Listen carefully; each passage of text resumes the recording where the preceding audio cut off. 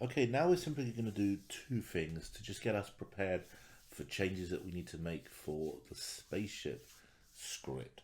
Firstly, what we want to do is whatever direction the spaceship is pointing in, we want it to move in that direction. We haven't got that yet. At the moment, as you can see, when I move when I move the spaceship around, it only goes to the right.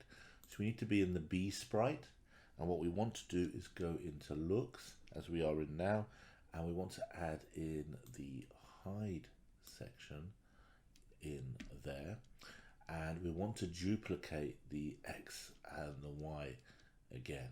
So I'm going to just separate this out a bit, duplicate for a second, and just grab this piece. I'm just deleting everything there.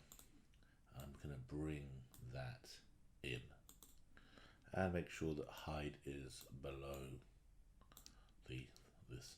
So we're not going to see anything different yet. I'm just going to bring the forever, and as you can see, we've got the green in, and it's still doing that. So we need to head over now to the spaceship section and make some changes to the script. So make these changes in B, and I'll see you in the next video.